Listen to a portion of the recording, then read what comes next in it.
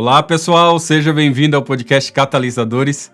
Esse que é o nosso espaço para a gente conversar sobre missão, igreja, cultura. Muito obrigado pelos comentários do último episódio sobre Frederick Hegel. E hoje nós vamos falar sobre ele, John Henry Newman. Ele que é um londrino, né? Foi um londrino. Começou dentro do contexto anglicano, depois se converteu ao catolicismo. E eu tenho essa obra dele aqui, muito boa mesmo, desenvolvimento da doutrina cristã. Tá? Hoje eu quero falar um pouco sobre isso, desenvolvimento da doutrina e autoridade eclesial. Eu acredito que Newman é um dos mais notáveis pensadores religiosos do século XIX, 1801 até 1890 ali. Ele realizou uma das jornadas mais intensas, né, e influentes entre tradição protestante, anglicana e a Igreja Católica Romana. Seu percurso teológico e espiritual levou a escrever obras fundamentais como Apologia para a Vida, né, ensaios sobre o desenvolvimento da doutrina cristã, que é exatamente esse livro que eu tenho em minhas mãos aqui, nos quais ele propõe uma compreensão dinâmica da doutrina cristã e defende a legitimidade da autoridade eclesial como guardiã, né, do depósito da fé. E o seu pensamento representou uma tentativa sofisticada de reconciliar tradição, autoridade e modernidade sem abandonar o impulso da fé. No entanto, ao mesmo tempo em que oferece valiosas contribuições à reflexão sobre a continuidade da fé, Newman também representa um modelo eclesiológico que, ao meu ver, precisa ser lido criticamente à luz da escatologia bíblica, da missão profética e do sistema representativo do governo adotado pela Igreja Adventista do Sétimo Dia. Então, nesse episódio, a gente vai explorar as ideias centrais de Newman, né, suas intersecções com a teologia adventista e também os seus contrastes. A gente vai fazer isso, eu quero fazer isso em 5 partes, tá bom? Primeiro, trabalhar a questão da doutrina como desenvolvimento orgânico. Depois, trabalhar com vocês a questão da igreja como autoridade vivente. E, então, trabalhar elementos que são muito importantes para a Igreja Católica, principalmente, que é a ideia de concílio, de magistério, de unidade. E aí a gente vai entrar na parte 4 sobre a crise da tradição na modernidade e terminar com a aplicação à estrutura representativa e profética da Igreja Adventista. Então serão essas 5 partes que eu quero desenvolver nesse episódio com você, tá bom? Primeira parte é relacionada com a doutrina como desenvolvimento orgânico.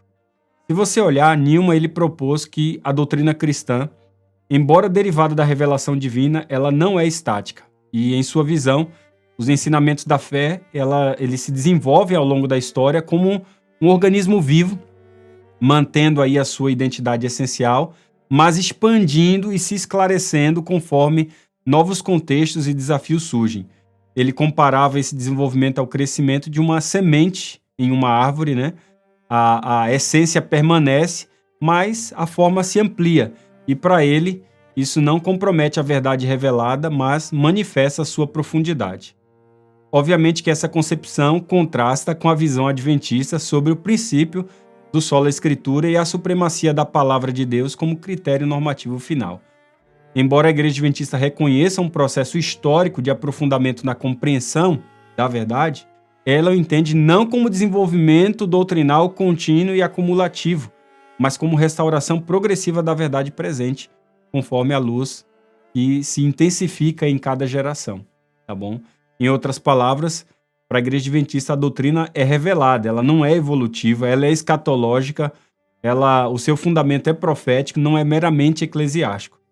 Ainda assim, a gente pode notar algumas intersecções valiosas. Por exemplo, Newman ele percebe que a história da fé ela não é estagnação, mas é um drama espiritual na qual o povo de Deus ele busca fidelidade crescente. Isso pode iluminar a prática adventista de constante revisão, né, de conferências doutrinárias, do papel dinâmico da comunidade na compreensão da palavra.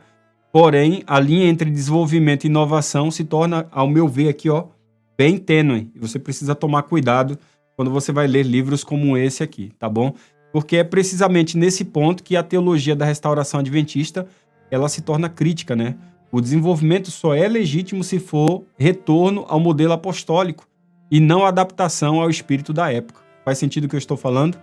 É nesse sentido que a gente precisa entender melhor a igreja como autoridade vivente, porque para Newman a igreja especialmente em sua expressão católica romana, é uma autoridade viva, orgânica, sacramental, tá bom? Ela possui o carisma da infabilidade no ensino doutrinal, quando ela fala ex cátedra, né?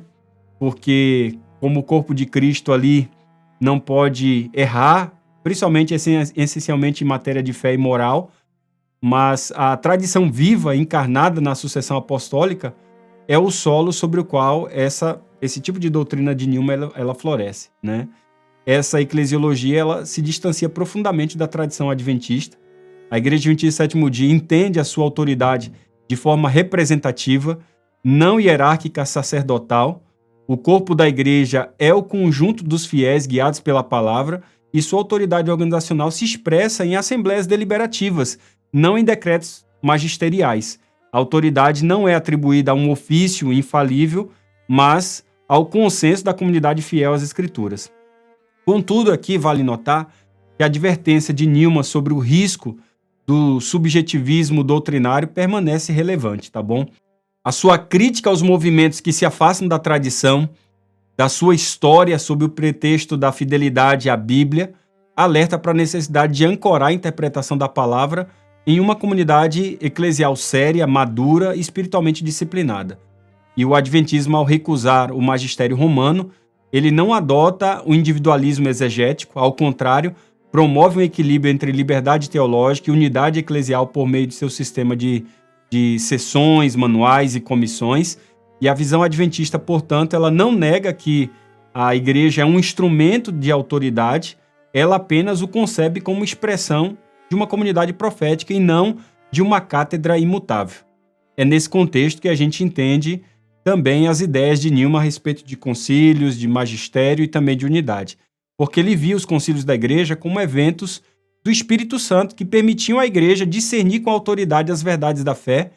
Ele interpretava a história dos concílios como momentos de depuração das heresias e amadurecimento doutrinal, e essa ênfase na autoridade conciliar se coaduna com o desejo de estabilidade, de clareza, de identidade teológica.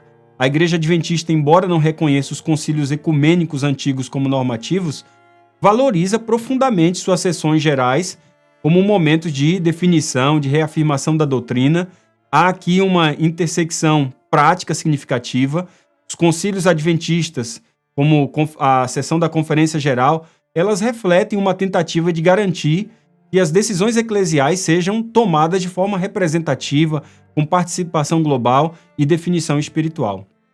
Contudo, pessoal, a diferença fundamental está na natureza da autoridade. Porque para Newman, os concílios eles são receptáculos da tradição viva, são portadores da autoridade divina. E para a Igreja Adventista, os concílios são expressões da comunidade guiada pela palavra, mas não substitui o juízo individual iluminado pelo Espírito. A unidade é desejável, mas jamais às custas da verdade revelada. E nesse sentido, o Adventismo ele promove uma unidade baseada na escatologia e não apenas na tradição. A missão escatológica da Igreja Adventista, como proclamadora das 3 mensagens angélicas, impõe um princípio que, ao meu ver, é superior à simples coesão institucional, que é fidelidade à verdade presente. E aqui reside o impulso profético que Newman, apesar de seu brilhantismo histórico, ele não pode plenamente integrar em sua visão eclesiástica. E é daí que a gente entende também a crise da tradição na modernidade, porque Newman ele escreveu em um contexto de crise da fé tradicional muito forte. O século XIX viu o avanço do racionalismo muito forte ali, da crítica bíblica, da fragmentação teológica, e sua proposta de retorno à tradição, combinada com o desenvolvimento orgânico da doutrina, foi uma tentativa de proteger, sim, a fé das erosões do modernismo. E essa sensibilidade é compartilhada também pelo Adventismo.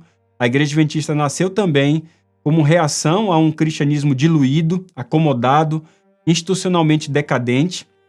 Mas enquanto Newman ele buscou segurança na tradição e na hierarquia, os pioneiros adventistas encontraram firmeza no estudo bíblico direto do movimento escatológico e também no retorno ao modelo apostólico. Para Newman, a igreja era um organismo em evolução.